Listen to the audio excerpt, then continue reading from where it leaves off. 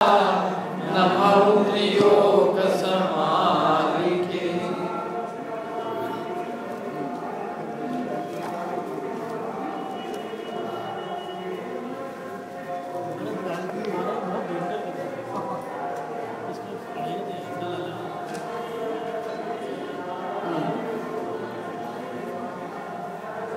तत्व की भूल चल रही थी अपनी मोक्ष प्रकाशक पेज नंबर 230।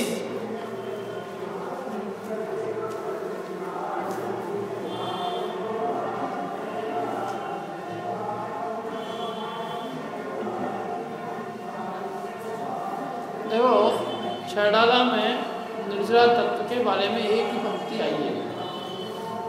संवर के बारे में तो क्या है, श्रम दम तेजो कर्म न आवे सुसंवर आवे।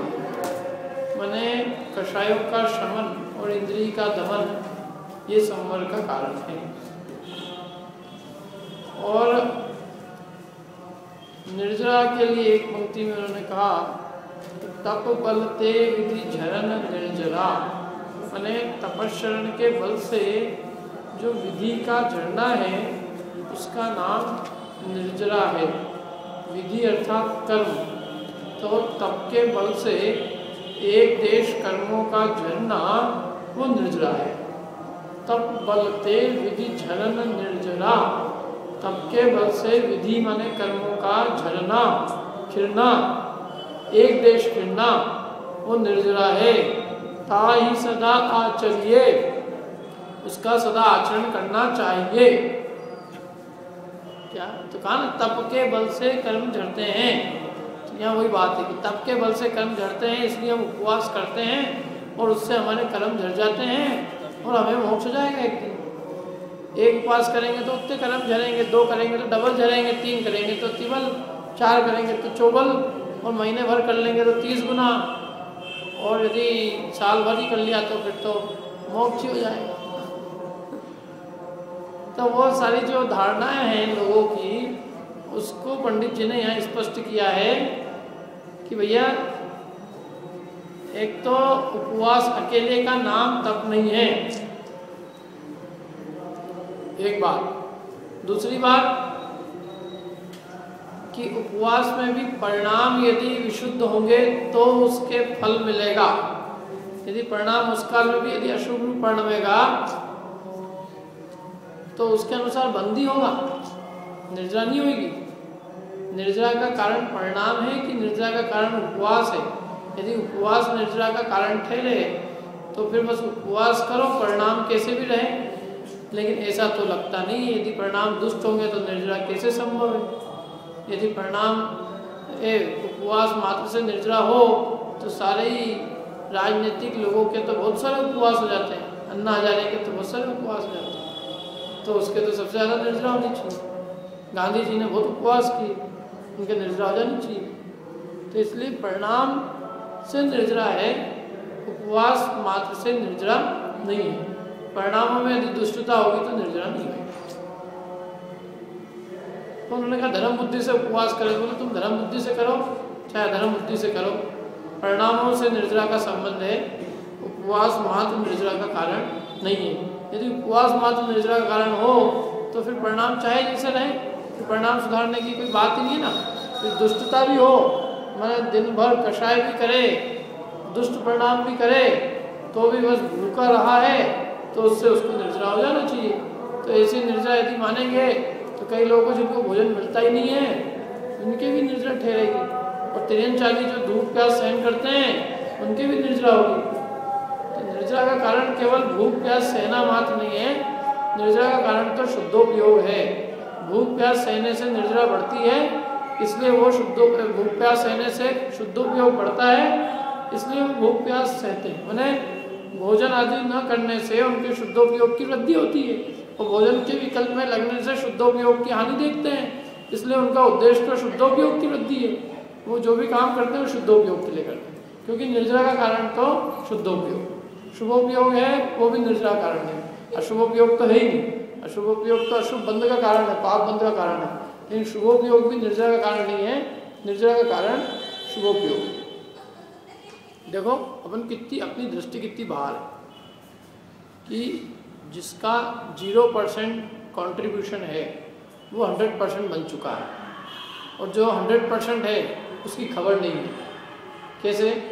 जो देह की क्रिया है, जिसका कर्म निर्जरा में 0% रोल है, वो मुख्य हो गया, और जो आत्मा का शुद्धोपयोग रूप परिणाम है, जो निर्जरा का कारण है, उसकी खबर नहीं। सारा उपाय देह की क्रिया के लिए है कि देह के मुंह में नहीं जाना चाहिए। परिणामों की तो कोई खबर ही नहीं है, और परिणामों की भी अधिक बात करें तो अधिक से अधिक काय में जाएगा ये शुभोपयोग। उतना हो जाता है तो उसमें भी ये संतुष्ट हो जाता है कि अपने परिणाम भी अच्छे रहे, परिणाम बिगड़े नहीं। तो पंडित जी कहते हैं कि भाई ये शुभोपयोग मात्र निर्जरा का कारण नहीं है। शुभोपयोग तो पाप बंध के टालने के लिए तो हुआ है, लेकिन उससे निर्जरा नहीं हुई है। तो मुनिराज भी तो करते हैं उपवास, और उनके तो निर्जरा बताइए। तो उनके निर्जरा इसलिए बताइए क्योंकि उनके उस उपवास से शुद्धोपयोग बढ़ता है, और उसमें जो शुद्धोपयोग की वृद्धि हुई है निर्जरा उससे हुई है, उनके उपवास करने से नहीं हुई है। उपवास तो देह की क्रिया है, परिणाम जीव की क्रिया है। निर्जरा जीव को होती है तो जीव के परिणामों से होती है, देह की क्रिया से जीव की निर्जरा नहीं होती। भोजन नहीं करना ये देह की क्रिया है, भोजन नहीं करने का भाव होना ये जीव की क्रिया है। भोजन नहीं भी किया और भोजन करने का भाव हो, ऐसा हो सकता है? ये हो सकता है? भोजन करने का भाव तो हो लेकिन भोजन नहीं किया। उपवास भी किया लेकिन उपवास करते समय भी भाव ये रहा कि बस जैसे तैसे पूरा कर ले, काल पूरा व्यतीत कर दे उसको। काल व्यतीत करने पे उस पर फोकस रहता है पूरा, काल कैसे भी बीत जाए। काल बीतना ही उपलब्धि है। तो जैसे तैसे काल गंवाए और उसको उपवास माने और उससे निर्जरा भी मान ले तो भूल ही कहेंगे और क्या कहेंगे। यही तो चक्कर है। ये ABCD पढ़ता है और ये ऐसा समझता है मतलब ABCD का काम करता है। वो जरूरी है ABCD का काम करना, लेकिन ये मानता है कि मेरे को तो डॉक्टरेट मिल गई है, तो वो भूल है। ABCD पढ़ना तो जरूरी है, ABCD पढ़ने से इनकार नहीं है, लेकिन यही मानो कि अभी ABCD पढ़ रहे हैं अपन, अभी अपन ने डॉक्टरेट नहीं कर ली। अब कोई ये सुन के समझे कि ABCD की जरूरत ही क्या है। ABCD की जरूरत तो है अपनी जगह, लेकिन उस ABCD को ये न माने मेरी PhD हो गई। तो ये तो प्राथमिक भूमिका में बताते हैं बच्चों को। भोजन आदि का तीव्र राग होता है तो उनको अभ्यास करने के लिए अपन कहते हैं बेटा उपवास करो, आज कुछ नहीं खाना है। मम्मी मेरे को तो बहुत खाने की इच्छा हो रही, बेटा अभी रात तो गुजारना है और क्या है, थोड़ी सी देर अपनी इच्छा को मारना। बच्चा TV भी देखे कुछ भी करे तो भी अपन बच्चे को प्रोत्साहन ही देते हैं, क्योंकि उसने कम से कम इतना काम किया कि आज के दिन खाना नहीं खाया। तो बच्चों के लिए तो वही कहा जाएगा। बड़े हो गए, इतने बड़े समझदार आदमी, और तब भी वही काम कर रहे हैं, क्योंकि बचपन में ही किया। हमारी माँ ने ही कहा बेटा उपवास करना है, चाहे तू कुछ भी करता रहे, तेरा अगले दिन जुलूस निकलेगा। अब मैं बड़ा हो गया तो मैं बड़े हिसाब से निकाल लूँगा, अपना खुद का ही निकाल लूँगा, लेकिन आदत वही की वही है, तो प्रवृत्ति वही की वही है। तो पंडित जी कहेंगे कि भाई ये क्या हुआ, ये तो हमने बचपन के अंदर तुम्हारे संस्कार डालने के लिए धर्म के ये चीज़ें सिखाई थी, अब तुम समझ गए हो ये सब चीज़ें, तो अब थोड़ा आगे बढ़ के और अब विचार करो कि उपवास करने का उद्देश्य क्या है, परिणामों की क्या स्थिति है, परिणाम कहाँ जा रहे हैं, क्या बंद ये इसका फल क्या मिलेगा, उपवास क्यों किया जाता है, संवर क्या है, निर्जरा क्या है, मोक्ष क्या है।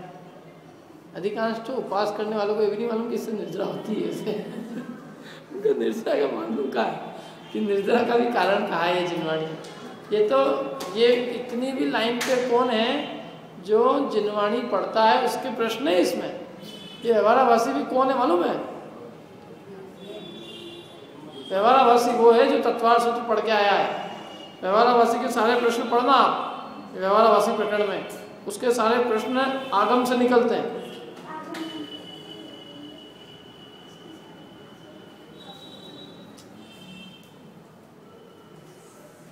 बच्चे पीछे कौन देखना नहीं।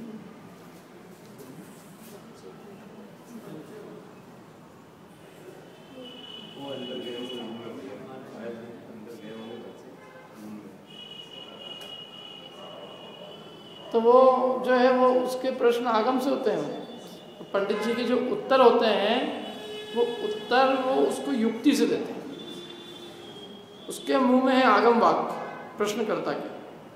और उत्तर जो है ना वो उसकी विवक्षा नहीं समझ पाया, वो उसका भाव नहीं समझ पाया, तो वो पंडित जी उसका भाव समझाते कि इसका भाव तो ये था, वहाँ जो आगम में लिखा है उसका भाव क्या लेना है, उसका अर्थ क्या करना है, वो अर्थ करने का तरीका बताते हैं।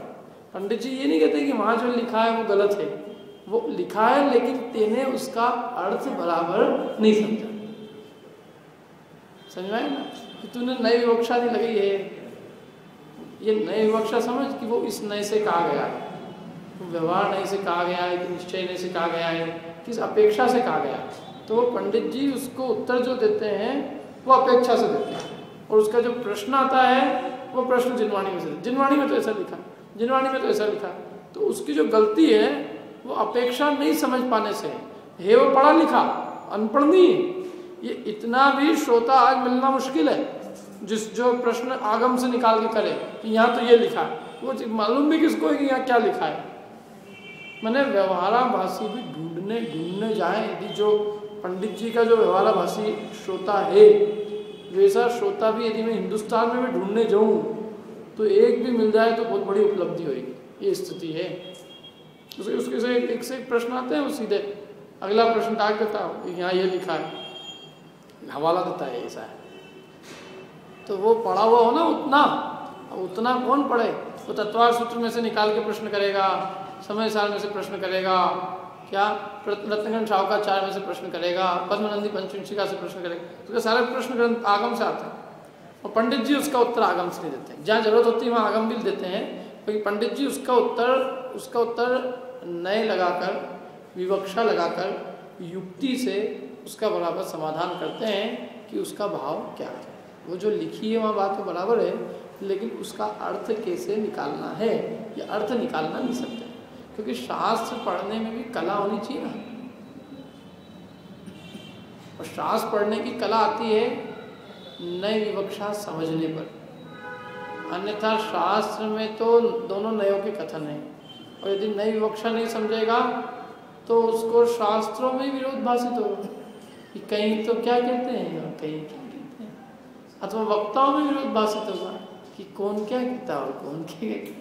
एक ही वक्ता विरोधाभासित होगा। समझ लो अपने को शाम को रत्नगण शावकाचार्य चलाना और सुबह समय सार चलाना, तो अपन शाम को कुछ और कहेंगे और सुबह कुछ और कहेंगे, तो ये दिन पंडित जी का खुद का ही ठिकाना नहीं है। अब क्या कभी तो क्या कहते, कभी क्या कहते। तो भाई जिस नए से जो बात कही जाएगी वो उसी नए से वैसी कही जाएगी। यदि चरणानियोग की विवक्षा होगी तो उसमें आचरण की पद्धति से उपदेश दिया जाएगा, और अध्यात्म की मुख्यता होगी तो उसमें आत्मा के परिणामों की मुख्यता से उपदेश दिया जाएगा। जो क्रिया जड़ है उसको वो खींच के उपदेश दिया जाएगा कि क्रिया में क्या उलझा है, जरा अपने परिणाम सवाल। जिनवाणी ने दिया उस तरह से, जिनवाणी को मालूम है ये आज की आदत थोड़ी नहीं जीवो की, ये अनादिकालीन आदत है।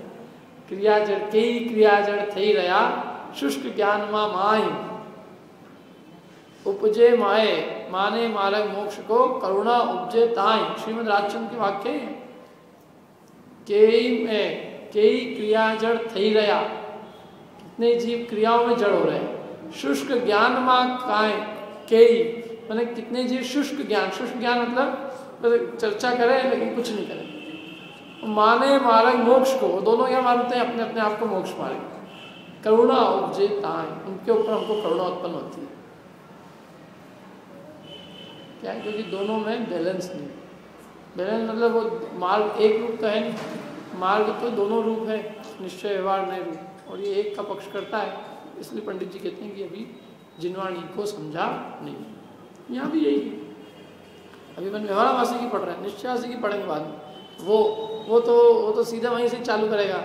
उपवास की जरूरत ही क्या है वो वहाँ से चालू करेगा। उपवास आदि करना, व्रत आदि करना, तब करना, सब निरर्थक है। पंडित जी ने उसका भी समाधान किया। बोले परिणामों की जरूरत है, परिणाम सुधारो, क्रिया सुधारने से क्या होगा। उसकी भी पंडित जी ने सब खबर ली अच्छे से। लेकिन ऐसे लोग तो मुझे फिर भी बहुत कम देखने को मिलते हैं कि जो कम से कम जो पढ़ने आते हैं कि वो किसी में निश्चय की मुख्यता हो, लेकिन व्यवहार की मुख्यता वाले जीव तो जगह जगह देखने में आते हैं। और व्यवहार की मुख्यता में भी वो जो ऊपर सीख रखा है वो आगम से प्रश्न करे और आगम पढ़ के उसमें से खुद पलट के प्रश्न करे, वो तो बहुत कम कोई विरले हुई चीज होगी। क्योंकि अपन देखो आगे का प्रश्न मत पढ़ो और अपन सुन लो, फिर सोचो अपने को कोई प्रश्न उत्पन्न होता है क्या? उत्पन्न नहीं होएगा। तो पंडित जी खुद उत्पन्न करेंगे और वो प्रश्न में आगम का हवाला देंगे। आगम में तो ये लिखा है, तत्वार सूत्र में ये लिखा है, तुम्हारी बात तो ये है, और आगम में ये लिखा है, तुम्हारी माने कि आगम की माने। उमा स्वामी आचार्य ने कहा है, तुम तो पंडित हो, तुम्हारी क्यों माने?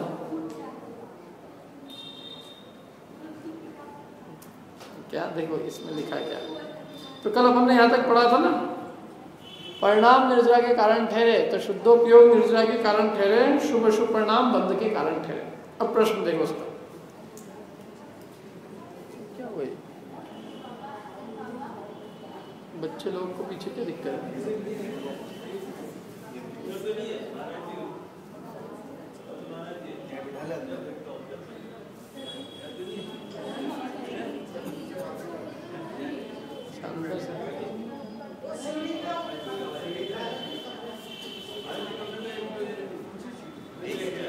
सीढ़ी पे आएगी कहाँ? अब नहीं आ रही।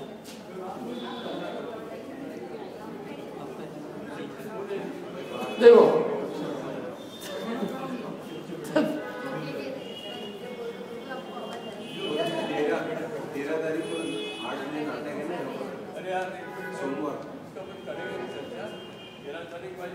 उसी की तैयारी चल रही है। हाँ ठीक, तत्वार सूत्र में तपसा निर्जल से ऐसा कैसे कहा है? देखो क्या प्रश्न किया उसने, मैंने कहा था ना वो प्रश्न कहाँ से करेगा? आगम से देगा। वो प्रश्न मतलब वो ऐसे ही नहीं करता, वो बराबर पंडित जी को कहता है कि पंडित जी आप कह रहे हो तप से निर्जरा नहीं होती है, शुद्धोपयोग से होती है, लेकिन जिनवाणी में तो तप से निर्जरा कहा है, तत्वार सूत्र में कहा है, तत्वार सूत्र तो आपको भी बहुत मान्य है, अब बताओ तप से होती कि नहीं होती है? तत्वार सूत्र में कहा है तपसा निर्जरा, ऐसा कैसे कहा है? पंडित जी कहते आगे पढ़ा कि नहीं पढ़ा तुमने? तपसा निर्जरा कहा है तो ठीक, इतना तो पढ़ा है तुम, आगे उसके आगे क्या लिखा वहीं ध्यान दिया तुमने? शास्त्र में इच्छा निरोधस तप ऐसा कहा है, वहाँ तप की परिभाषा भी तो बताइए बेटा, कि तप की परिभाषा इच्छाओं का निरोध है, तप से निर्जरा होती है उससे कौन मना कर रहा है? लेकिन तप किसका नाम है? इच्छाओं का निरोध है। और इच्छाएं तो तीन प्रकार की है, शुभ की भी इच्छा है, अशुभ की भी इच्छा है, ये सब इच्छा ही दो प्रकार की, और शुभाशुभ दोनों प्रकार की इच्छाओं का निरोध होने पर तप होता है। यदि तेरे शुभ की इच्छा है तो भी तप नहीं है, और अशुभ की इच्छा है तो तप नहीं है, तो तप से निर्जरा तो है, लेकिन उस तप में शुभाशुभ इच्छाओं का निरोध होना चाहिए। यदि इच्छा है तो निरोध नहीं हुआ, इच्छाओं का उत्पन्न नहीं होना उसका नाम तप है। इच्छाओं का निरोध माने इच्छाओं उत्पन्न नहीं होना, सहज इच्छाएं उत्पन्न नहीं होना। जितने अंशों में इच्छाओं का अभाव है और शुद्धोपयोग है, उतने अंशों में निर्जरा है, और जितने अंशों में इच्छाएं हैं, शुभाशुभ परिणाम है, उतने अंशों में बंध है।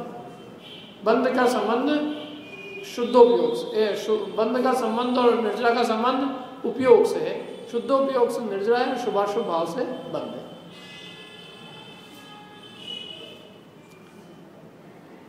और इच्छा तो शुभ की भी इच्छा है तो बंध है, क्योंकि इच्छा का निरोध होना तप है। ये तेरे शुभ की इच्छा है, चलो अशुभ की इच्छा नहीं है, शुभ की इच्छा।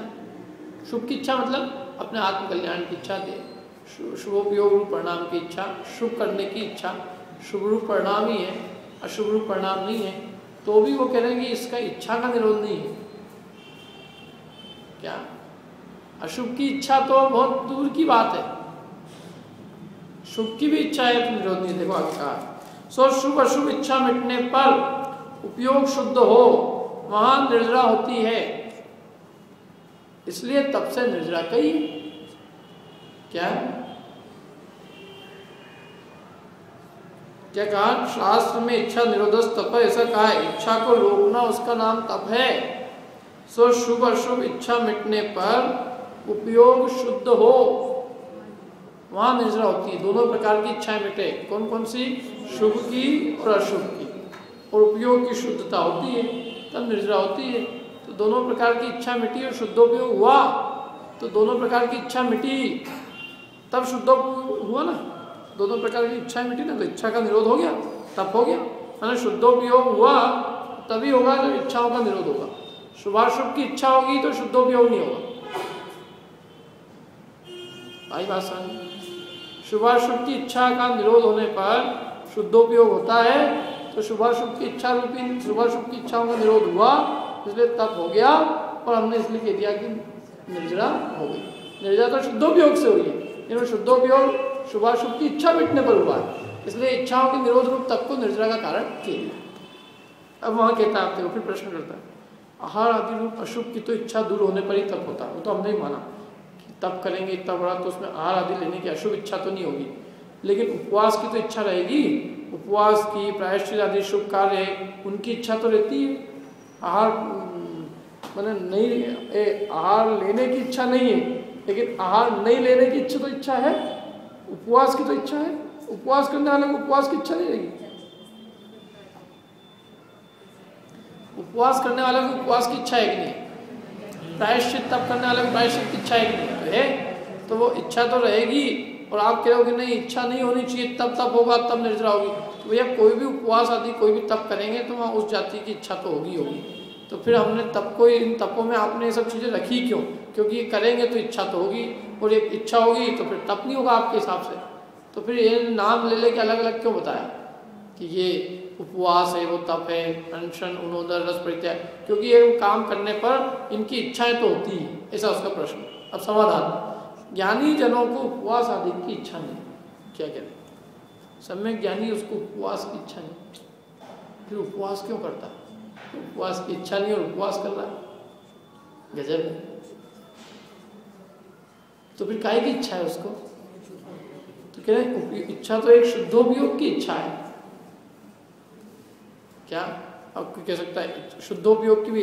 अरे शुद्धोपयोग की इच्छा ये भी कहने के लिए होता है, शुद्धोपयोग होता है, रुचि शुद्धोपयोग की है, शुभाशुभ परिणाम करने की इच्छा नहीं है। शुद्धोपयोग सहज स्वरूप की लीनता होती है, उसमें इच्छाओं का अभाव होता है। स्व में लीनता, इच्छा तो पर पदार्थ की कही जाती है, पर की इच्छा नहीं होना, स्व में लीनता होना, ये तो इच्छाओं का अभाव है। लेकिन कहेंगे तो यही ना कि ज्ञानी को भैया उनको उपवास की इच्छा है, तो हम कह रहे हैं उपवास की इच्छा नहीं, काहे की इच्छा है? शुद्धोपयोग। वास्तव में तो शुद्धोपयोग की भी इच्छा नहीं है, लेकिन कथन पद्धति यही होती है कि भाई ये इच्छा नहीं, उनको ये इच्छा।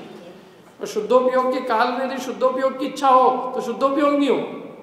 शुद्धोपयोग की इच्छा भी होगी तो वो शुद्धोपयोग नहीं कहलाएगा, वो शुभोपयोग है।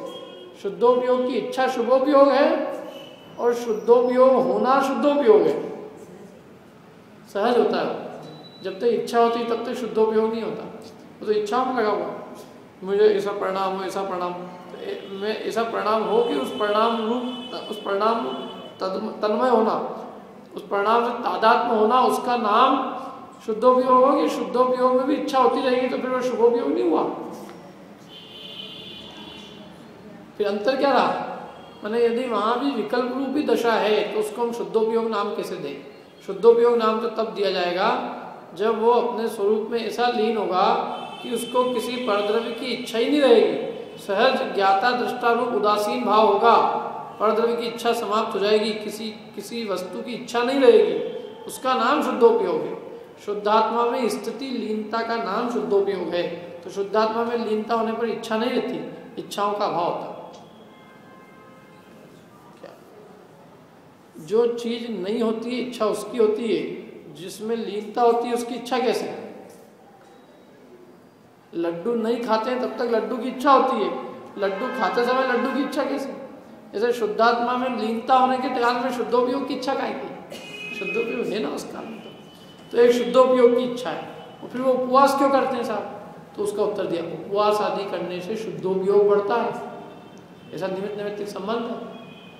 उपवास नहीं करेंगे, आहार लेने नहीं जाएंगे तो परिणामों में विशेष निर्मलता, विशेष विशुद्धि बढ़ेगी। आहार आदि से प्रमाद उत्पन्न होता है, आहार आदि से गृहस्थ के संसर्ग में जाना पड़ता है, आहार आदि से अनेक प्रकार के विकार उत्पन्न होने की संभावना रहती है। आहार लेने नहीं जाएंगे तो उन सब चीज़ों की संभावना उत्पन्न नहीं होगी। जब संभावना नहीं रहेगी तो शुद्धोपयोग अपने ध्यान आदि में विशेष जो है विशेष उपयोग लगेगा। ध्यान आदि विशेष उपयोग लगने से शुद्ध उपयोग की वृद्धि होगी, उपयोग की निर्मलता बढ़ेगी। ज्ञान ध्यान तप में विशेष वृद्धि होगी। कैसे? उपवास आदि करने से। यूँ भी सामान्य में भी देखते हैं, आहार लेने में प्रमाद आता है, और जिस दिन आहार नहीं ले तो परिणामों में निर्मलता सहज आ जाती है। एक समय यदि भोजन नहीं करे ना आदमी, सुबह भोजन करे शाम को ही नहीं करे, तो रात तक उसके मतलब उसमें इतना उग्रता नहीं रहती, फिर सहजता सरलता और स्वाध्याय आदि में भी उपयोग विशेष लगता है। इसलिए ये इतना अभ्यास तो ऐसे भी रहना ही चाहिए। कायदे से तो हर 15 दिन में एक उपवास होना चाहिए कायदे तो, उससे देह की भी सारी शुद्धि हो जाती है, इससे शरीर की पूरी साफ, कचरा सब साफ। लंबे समय जीने का मैं आपको देह के लिए उपाय बता रहा हूँ, आत्मा के लिए नहीं। मेरे को एक ब्रह्मचारी बहन ने कहा था, मेरे को दिल्ली से है, उन्होंने मेरे को बताई थी, बोले कि क्या है कि एक दिन सफाई बहुत जरूरी है। बोले जितना भी है अपने अंदर में, बोले उससे क्या है कि वो पूरा जो है ना देह पूरा व्यवस्थित रहती है एकदम, कोई बीमारी रोग ये सब कुछ नहीं होते, कचरा भरा ही नहीं रहता है। उसकी जो है प्योर एकदम उसकी पूरी सफाई होना, तो सफाई तभी होगी जब एक दिन कुछ नहीं मिलेगा उसमें, तो सारा जितना भी जो भी जमा है उसमें पहले का सब कुछ निकलेगा।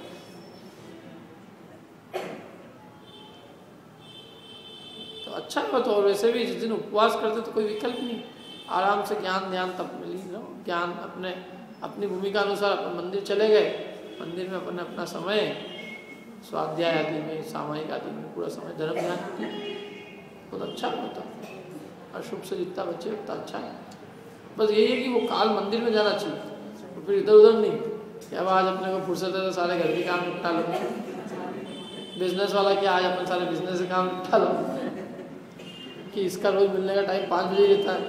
अब यूँ तो अपन 5 बजे खाना खाने के लिए जाते थे, लेकिन आज अपन इससे मिलने चले जाते तो वो उसके लिए नहीं है वो क्या। पर ठंड के दिनों में दिन छोटे होते हैं, कहीं लंबी जगह चले जाओ तो आना मुश्किल होता है, तो भोजन छूट जाता है शाम। अब आज अच्छा है, आज चले भी जाओ तो कोई चिंता नहीं, क्योंकि आने का कोई बिल्कुल। तो वो इन सब चीज़ों के लिए नहीं है वो तो फिर अपन पढ़ेंगे, वो तो उपवास ही नहीं है, वो सब वो लंघन है। वो उपवास के समय को पूरा धर्म ध्यान पूर्वक व्यतीत करे तो उसका वो उपवास है। ज्ञानी जनों को उसकी इच्छा है, ज्ञानी जन तो अपने ज्ञान ध्यान के लिए करते हैं, ज्ञान ध्यान बढ़े इससे, बस कोई भूखे रहना उद्देश्य नहीं है, भूखे रहकर अपने परिणामों की विशुद्धि उत्पन्न हो ये उद्देश्य है। और वो उससे होती वो साधन है उसका, बहिरंग साधन तो है उसका। क्यों? क्योंकि बहिरंग साधन इसलिए कि भोजन नहीं लेने से परिणामों में बहुत निराकुलता और देह में कोई विकृति उत्पन्न नहीं होती। देह भी जो है ना, ये इंद्रिय और मन के जो घोड़े हैं वो भी अपने आप कसे जा जाते, अपने आप जो है शिथिल हो जाते हैं। इंद्रिय रूपी घोड़ा है, नहीं तो वो दौड़ते रहते 5 इंद्रियों के घोड़े, और मन है सबसे बड़ा घोड़ा। तो उसको लगाम कसने के लिए ये सब उपाय हैं, उपवास, एकासन, रस परित्याग, नमक नहीं खाना, सब उसके उपाय हैं।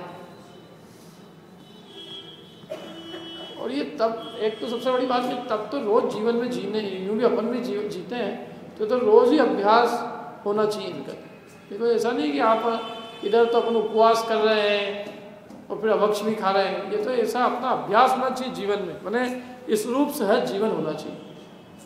उपवास, अनशन, किसी एक नियत दिन तो अपन कर लेंगे, नियत दिन अपन उपवास कर लेंगे, अनशन कर लेंगे, लेकिन रस परित्याग तो रोज ही कर सकते हैं।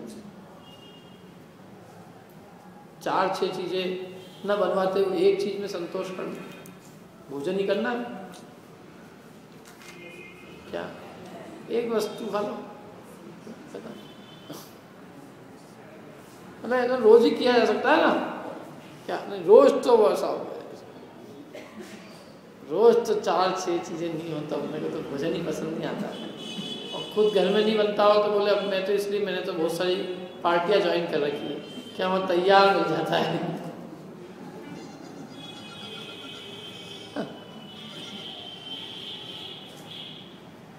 आज बोले इस ग्रुप में कभी न कभी किसी न किसी ग्रुप में चलते रहता है, तो बस अपने कुछ करने की जरूरत नहीं है, अपन तो बस चले जाओ, पैसे जाओ चले, तैयार भोजन, तो वो भोजन की आसक्ति तो ऐसी कैसी बनी हुई, रस परित्याग का है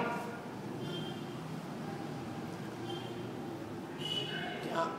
और ये तो वैसे भी अपने को गृहस्थी में लौकिक जीवन में सुख शांति से जीना है आनंद पूर्वक, तो ये बहुत आवश्यक है कि अपना रस परित्याग होए, माने रस की आसक्ति नहीं होए क्या, जो है कम से कम वस्तुओं में अपने जीवन का निर्वाह हो जाए। भोजन में भी एक सब्जी हो, एक दाल हो, रोटी है, चावल है, बहुत है, 3 तरह के 2 तरह के पापड़ चाहिए, चटनी चाहिए, अचार आ रहा है, फिर चिरावन आ रहा है क्या, फिर 1-2 सब्जियां और आ रही है, फिर वो हो रहा है, फिर चर्चाएं चल रही है। अब की बार आंवले बहुत अच्छा है, आंवला चर्चा। मैं एक जगह एक व्यक्ति, एक साधन में भाई उनके गया मैं गया तो उनके तो आंवला चर्चा हुई, 5-10 मिनट बैठा रहा, फिर मैंने खुद ने बंद किया, मैंने कहा ये आंवला चर्चा बंद करो।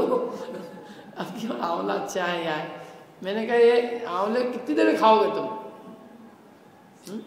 और ये आंवले की आ रही लौंजी ने उसकी लौंजी आ रही, मैंने कहा यहाँ कोई मैं किसी की शादी के लिए थोड़ी आया हूँ तुम्हारे घर पे, किसी लड़के लड़की की शादी के लिए आया हूँ तो उसमें 4-6 चीज़ें लगाओ।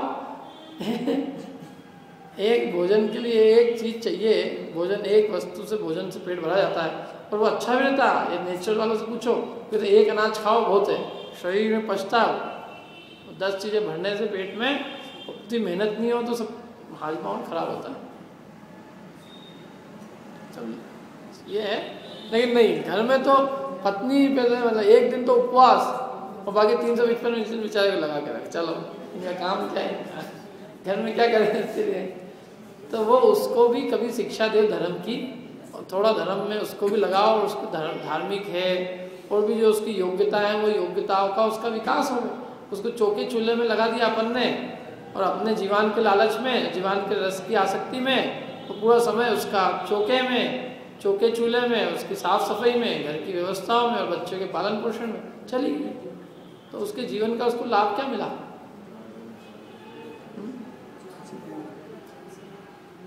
चौके चूल्हे से उसको फुर्सत मिलनी चाहिए ना बेचारी को, वो कब मिलेगी जब खुद का राग थोड़ा कम होएगा तो, नहीं तो भाई साहब का राग खूब होगा कि अभी तो चलो बरसात के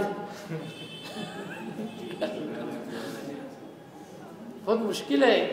जिन लोगों के घरों के अंदर, जिन आदमियों का इसका जीवन का राग खूब तीव्र होता है, उनकी स्त्रियां धर्म की शिक्षा तो ग्रहण नहीं कर सकती। दिन भर थकी मांदी आती, रात को भाई घर वाले भेज देते कि पढ़ने जाओ, और पढ़ती है तो 5 मिनट में एक सोई, फिर दूसरी सोई, तीसरी सोई, देखता रहता हूँ मैं तो। मेरे को अवसर नहीं मिलता है ना उनके घर वालों से कह दूँ कि थोड़ी कंजूसी कम करो और थोड़े नौकर रखो, और नहीं तो खुद भी जीवन की थोड़ी लालसाएं कम रखो, और ये जितने मिलने जुलने वाले आए इनको भी जो भी कराना उतने ही कराओ, जितने भी इनकी विचारों की मौत नहीं आए। सुबह 6 बजे से रात को 6 बजे तक लगाए रखे काम, जैसे कोई अम्मा गधे होते हैं ना, गधे घर के अंदर गधे जरूरत रखे हैं घरों में तो बहुत मेरे को दुख होता है। ये वास्तव में अत्याचार है उनके ऊपर, उनका मतलब चौके चूल्हे में उनके 8-8 घंटे बर्बाद हो जाना, उनके ऊपर अत्याचार है। उनको कोई शिक्षा देवे, धार्मिक शिक्षा देवे, कोई नैतिक शिक्षा हो, किसी में भी जो भी उनकी योग्यता है उस योग्यता का विकास हो। क्या है ये, और कितना भोजन कितनी देर करेंगे।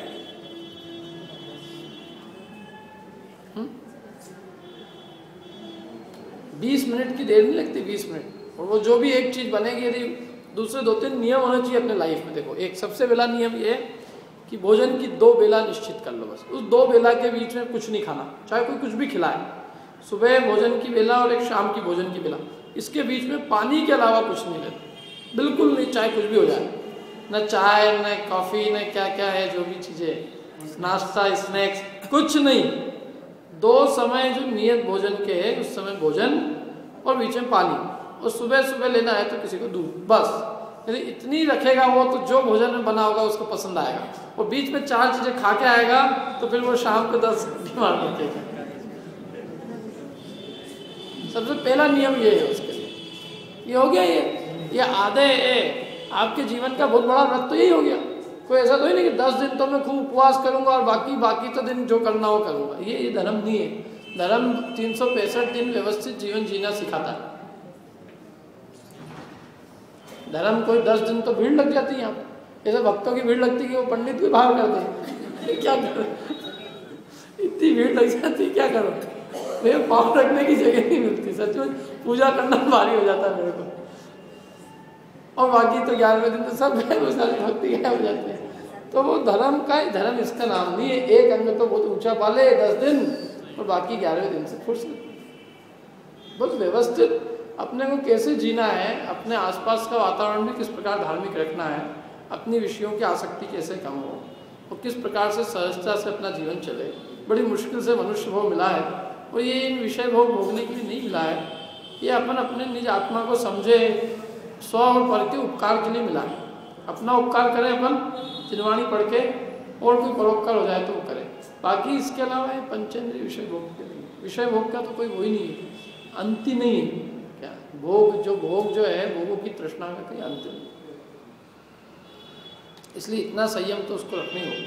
और वो एक नियम है, ये प्रैक्टिकल नियम है। यदि पेट में भूख होगी तो जो भी बना होगा वो अच्छा लगेगा, और यदि दिन भर चढ़ता रहेगा तो फिर उसको जो भी बनाएंगे वो अच्छा नहीं लगेगा, डिमांड रहेगी उसके अंदर। तो ये सारी चीज़ें, इसलिए तब तो अच्छा ही है। वो उसको तो कहा ही है, जिनवाणी कह रही है, मतलब ये उपवास, अनशन, उनोदर, रस परित्याग, ये कोई मन से तो नहीं लिखे किसी ने भाई, ये है। और ये जो है सचमुच इच्छाओं के निरोध में एक हेतु है, अपने ज्ञान ध्यान अध्ययन की वृद्धि के लिए बहुत बढ़िया उपाय है। वो दिक्कत तो ये है कि बस वो उसी को साधन साध्य मान के, और वो जो उससे ज्ञान ध्यान अध्ययन बढ़ाना है वो तो वो करता नहीं है, और बस वो कहता है कि मैं तो भूखा रह गया हूँ, मैंने भोजन नहीं किया है, और उससे वो इतना ही नहीं, उससे निर्जरा मान लेता है। असंख्यात बड़ी निर्जरा हो जाती है उसकी, ये वो दिक्कत है। और वो तो श्रद्धा संबंधी भूल है।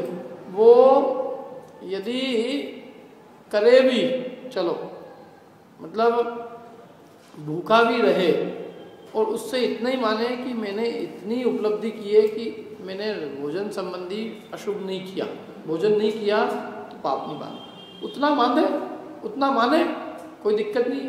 जितना किया उतना माने तो कम से कम श्रद्धा संबंधी भूल नहीं, वो सुधर सकता है। जितना माने उतना, अपनी जेब में जितना धन है उतने का माल चाहे, कोई दिक्कत नहीं। जितना किया उतना माने, सम्यक है। लेकिन ये करे कम वो माने जाना, तो वो श्रद्धा संबंधी भूल है, वो निर्जरा तत्व संबंधी भूल है कि जो निर्जरा नहीं है उसको तुमने निर्जरा मान रखा है। अब क्या है इससे दिक्कत, निर्जरा की फाइल क्लोज हो चुकी है। असली जो निर्जरा है उसका दर्शन नहीं होगा। नकली चोर अंदर बंद हो गया तो असली की खोज बंद। तो असली को खोजे भैया, तो हो गई, फांसी हो गई उसको, अब तो फाइल क्लोज हो गई। अब फाइल खुल सकती है, कभी नहीं खुल सकती। तो वो बहुत बड़ा खतरा है। जब तक पकड़ा नहीं गया है चोर, तब तक तो वो खुली है फाइल और पकड़ा जा सकता है। लेकिन यदि फाइल क्लोज हो जाए और वो फाइल नकली के केस में क्लोज हो जाए तो फिर असली की कभी खोज हो सकती है, असली की खोज बंद हो जाएगी। और वो होता है कि ये जीव जो है नकली को, जो निर्जरा का जो स्वरूप जो निर्जरा नहीं है, उसको ये निर्जरा मान के पे मानता है कि अपनी निर्जरा तो हो चुकी है, फाइल क्लोज हो गई। अब निर्जरा तत्व की जो खोज होनी चाहिए थी इसके द्वारा, वो खोज बंद हो गई। और जिसकी खोज बंद हो जाती है उसकी प्राप्ति कभी 3 काल में हो नहीं सकती। खोज चलती रहेगी, प्राप्ति हो जाएगी एक दिन। शुद्धोपयोग की खोज है, अपने को प्राप्ति नहीं हुई, कोई बात नहीं, चोर अभी नहीं मिला है, लेकिन इसके बदले में नकली चोर को तो ही नहीं अंदर कर देंगे नहीं मिला इसको कर दो। तो वही नहीं प्राप्ति हुई अपने को, ये था बराबर कि अभी अपने को प्राप्ति नहीं हुई है, लेकिन उसकी प्राप्ति नहीं हुई है तो अन्य किसी को निर्जरा का कारण नहीं माना जा सकता। निर्जरा का कारण तो जो होगा वही होगा। क्या यदि इस काल में कोई कहे कि इसकी प्राप्ति नहीं हो सकती, तो शुक्ल ध्यान की नहीं प्राप्ति हो सकती, तो शुक्ल ध्यान तो ही नहीं माना जा सकता है जो तुम्हें हो रहा है उससे। क्या जो होगा वो तो वस्तु स्वरूप तो जो होगा उसी को माना जाएगा ना। क्या हम वो शुद्धोपयोग ना हो तो शुभोपयोग को तो शुद्धोपयोग माना नहीं जा सकता, और उससे तो निर्जरा मानी नहीं जा सकती। तो करे भले शुभोपयोग, करने से करने का तो चारित्र्य संबंध है देखो, लेकिन समझ तो उसकी बराबर हो, वो करेगा। शुद्धोपयोग तो जब होगा तभी होगा, लेकिन उसकी कम से कम श्रद्धान में तो बात बैठे कि निर्जरा का कारण शुद्धोपयोग है, निर्जरा का कारण 3 काल में भी शुभोपयोग नहीं हो सकता, शुभोपयोग बंध पुण्य बंध का कारण है, इतना माने वो तो कोई दिक्कत नहीं है, जैसा है वैसा माने तो कोई दिक्कत नहीं। इसलिए कहते हैं कि ज्ञानी जन भी उपवास करते हैं कि उपवास करने से उनका शुद्धोपयोग बढ़ता है, इसलिए उपवास अधिक करते हैं। तथा यदि उपवास अधिक से शरीर या परिणामों की शिथिलता के कारण शुद्धोपयोग को शिथिल होता जाने तो वहां अधिकरण करते हैं। क्या उसी उपवास से यदि शरीर शिथिल होता जाने, ऐसा लगे कि खींचातानी हो गई थोड़ी और शरीर से जो आवश्यक धर्म कार्य छूट रहे हैं, परिणाम शिथिल हो रहे हैं, परिणाम निरंतर आहार में जा रहा है, परिणाम बिल्कुल कमजोरी में जा रहा है, तो क्या करते हैं? आहार ग्रहण करते हैं। क्या मैंने कहा था ना एक बार बताया था ना कि 2 मुनिराज और आचार्य परमेश्वर ने दोनों के लिए अलग अलग प्रायश्चित बताया। एक के लिए कहा कि तुम्हें उपवास नहीं करना है और एक को कहा तुम्हें उपवास करना है। क्यों? क्योंकि एक के परिणाम उपवास अधिक करने से शिथिल हो रहे हैं और एक के परिणाम उपवास नहीं करने से शिथिल हो रहे हैं, तो इसलिए मूल प्रयोजन तो परिणाम है। इसलिए यदि उपवास आदि से शरीर या परिणामों की शिथिलता के कारण शुद्धोपयोग को शिथिल होता जाने तो वहां अधिग्रहण करते हैं। यदि उपवास आदि से सिद्धि हो तो अजितनाथ आदि 23 तीर्थंकर दीक्षा लेकर 2 उपवास ही क्यों धारण करते? फिर तो वो ज्यादा ही करते ना, उनकी तो शक्ति भी बहुत थी, तुम्हारी से अधिक शयनन था। परंतु जैसे परिणाम हुए वैसे बाह्य साधन द्वारा एक वीतराग शुद्धोपयोग का अभ्यास किया। जैसे उन्होंने परिणामों को साधा, किसको? शुद्धोपयोग को साधा। देखा शुद्धोपयोग सदरा है, कोई बात नहीं। शुद्धोपयोग शिथिल होता जाना मतलब आहार आदि नहीं लेने से शुद्धोपयोग की वृद्धि होती जानी, आहार नहीं लिया क्या, और आहार नहीं लेने से शुद्धोपयोग को शिथिल होता जाना, आहार ग्रहण कर लिया। एक उपवास करने में उनको लगा ठीक है अपने परिणामों में वृद्धि चल रही है, 1 किया, 2 किया, उनको लगा कि 3 की जरूरत नहीं की उन्होंने अपना उद्देश्य किस पे ध्यान रखा? शुद्धोपयोग। और हुई कि नहीं हुई इनको शुद्धि? मैंने उस शुद्धोपयोग की सिद्धि उनको हुई कि नहीं हुई? उन्हें केवल ज्ञान हुआ इस बात का प्रतीक है कि उन्हें अपने लक्ष्य की सिद्धि हुई। तो यदि तुम कहते हो कि उपवास अधिक से ही सिद्धि होती तो फिर वो उनको 2 उपवास करने से तो होनी नहीं चाहिए, क्योंकि 2 उपवास में चीज ही नहीं है। तो बड़े बड़े लोग कर लेते 30-30, अब वो 30-30 भी वो कैसे करते, जो भी पानी वाले उपवास होते तो सब। तो वो कहते हैं कि ये जो है ये उनका तो जैसे परिणाम हुए, मैंने जिस प्रकार से उन्होंने देखा कि ये तो साधन है, जिस प्रकार से साध्य की सिद्धि हो, उपवास करने से साध्य की सिद्धि हो तो उपवास करें, उपवास नहीं करने से साध्य की सिद्धि हो तो नहीं करें, जैसा होए। ये बाह्य साधन है, ये साध्य नहीं है क्या। इसलिए जैसे परिणाम हुए वैसे बाह्य साधन द्वारा एक वीतराग शुद्धोपयोग का अभ्यास किया।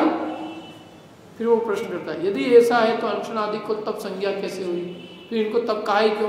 तब किसको कहना चाहिए? शुद्धोपयोग को कहना चाहिए। तो उसका उत्तर उन्हें बाई तब कहा, हमने तब कहा है, लेकिन कौन सा तब कहा उनको? बाई। बाई का मतलब क्या है? तो बाई का अर्थ है कि बाहर से औरों को दिखाई दे कि माँ तपस्वी है, ये तपस्वी है। मैंने बाई का अर्थ ही है कि ये जो करेगा उसको तो क्रेडिट मिलेगी बाहिरंग तप को, और अंतरंग तप जो होता है ना वो उसकी क्रेडिट किसी को नहीं मिलने वाली, ये और ध्यान रखो। वो दिखते ही नहीं। प्रायश्चित अंतरंग में चित्त में होता है, विनय चित्त में होती है। क्या भैया? स्वाध्याय, ध्यान, उत्सर्ग, ये सब चित्त के काम है। ये सब इसमें मन की शुद्धता है। मन की शुद्धता जगत को नहीं दिखती है, जगत को देह की क्रिया दिखती है। तो जगत तो उसका ही क्रेडिट देगी, जगत किसी के मन की क्या जाने कि इनके मन में क्या है। तो बाहर देखती है उपवास कर रहे हैं, ठीक है, बढ़िया है। अब वो किस परिणाम से कर रहा है, किस हेतु से कर रहा है, वो जाने बस।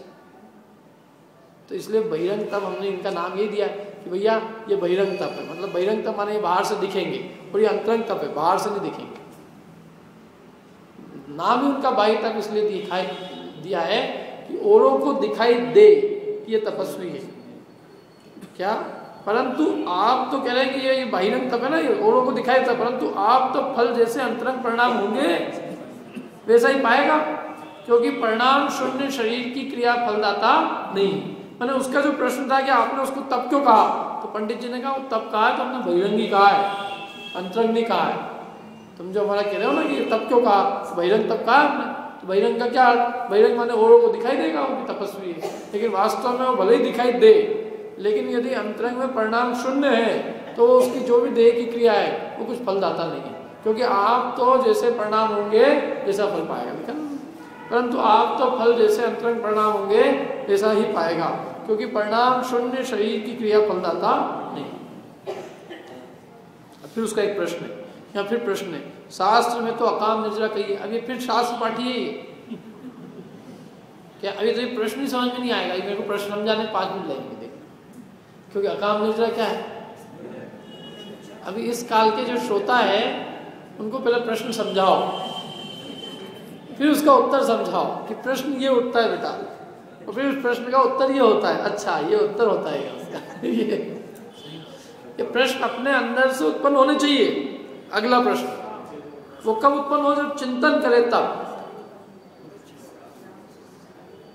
कोई एक बात कही हो तो उसके ऊपर 10 प्रश्न खड़े हो, कब, ये दो चीजें, एक तो अध्ययन करेगा तो चिंतन बनेगा, अध्ययन नहीं होगा तो चिंतन क्या करेगा, कुछ नहीं। चिंतन अध्ययन से होता है, क्योंकि जिस चीज को पढ़ेंगे तो उसके बारे में सोच पाएंगे ना, कोई मैटर ही नहीं पढ़ने का तो सोचेंगे किसके बारे में। जैसे लोगों का नमोकार बंदने माला मन नहीं लगता, थोड़ी देर बिठा दो तो मन नहीं लगता, क्यों नहीं लगता, क्योंकि कुछ भी अध्ययन नहीं है, ज्ञान नाम की चीज नहीं है। तो आधे घंटे भी माला फेरना बहुत भारी पड़ता है,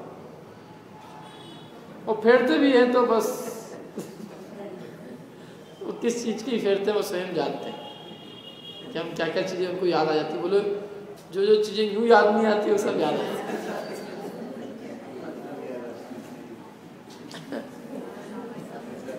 उसका कारण ये है कि तुम्हारे पास में चिंतन का विषय नहीं है, और विषय इसलिए नहीं है क्योंकि तुमने कुछ पढ़ा ही नहीं, पता ही नहीं है तुम्हें अनंत का क्या स्वरूप है, सिद्ध का क्या स्वरूप है, आचार्य उपाध्याय सरस्वती का क्या स्वरूप है।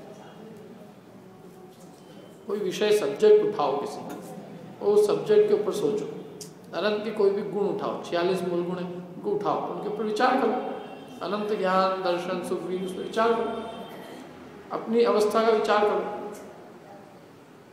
सिद्धों के गुणों का विचार करो, आचार्यों के उपाध्याय सरसाधु, तो एक एक गुण का भी विचार करोगे तो उसमें उपयोग जाएगा, रमेगा, तो अपने आप उपयोग इधर उधर भागेंगे। पर तो मैटर होना चाहिए कुछ कंटेंट, बिना कंटेंट के काय का ध्यान है।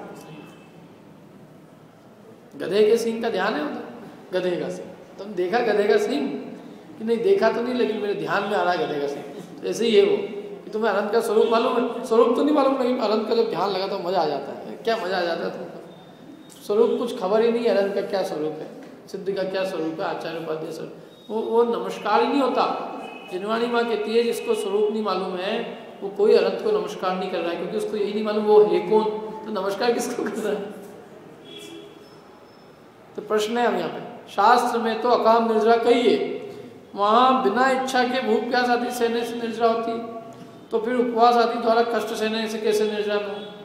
शास्त्र में अकाम निर्जरा कहिए, 2 प्रकार की निर्जरा है, सकाम और अकाम।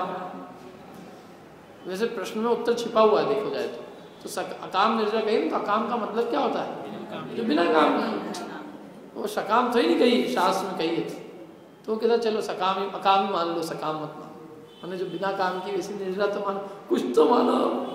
इतना उपवास करे, 3-3 दिन उपवास करे आदमी, और लास्ट में पंडित जी यहाँ बताए कुछ नहीं हुआ।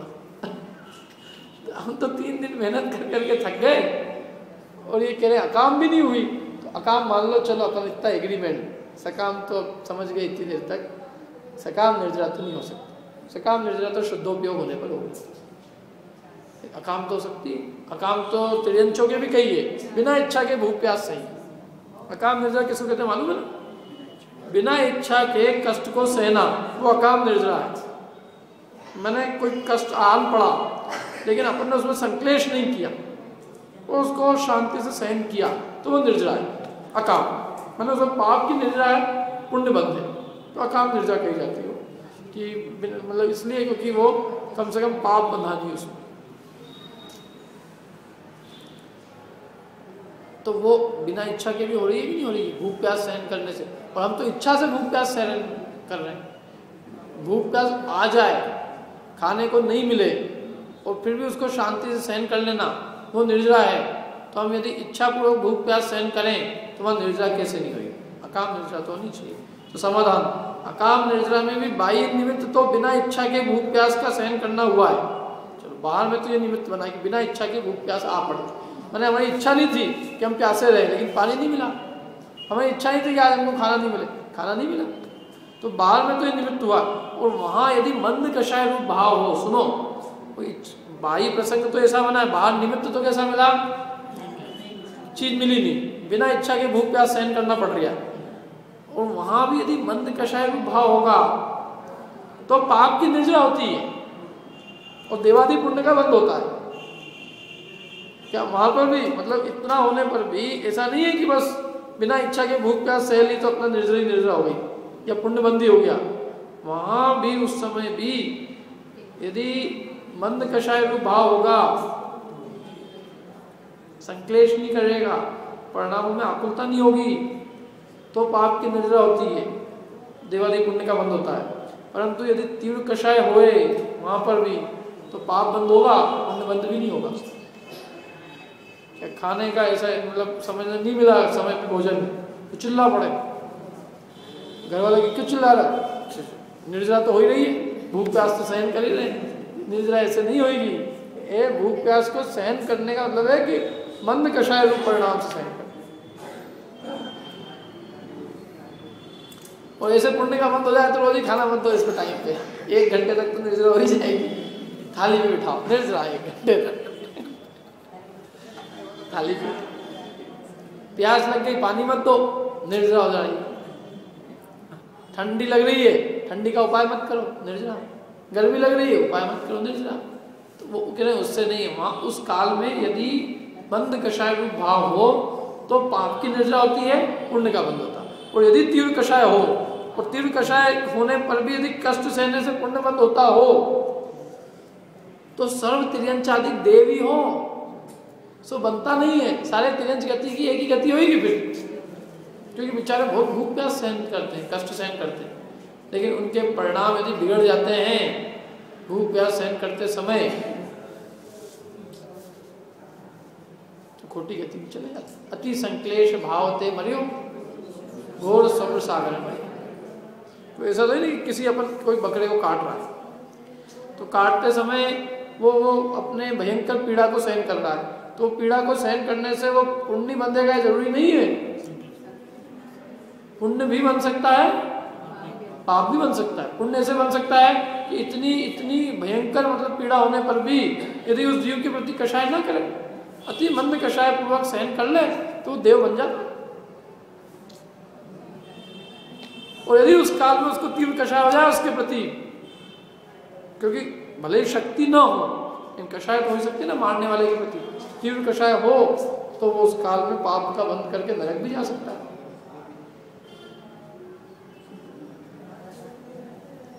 तो वो तो दोनों ही रास्ते खुले हैं।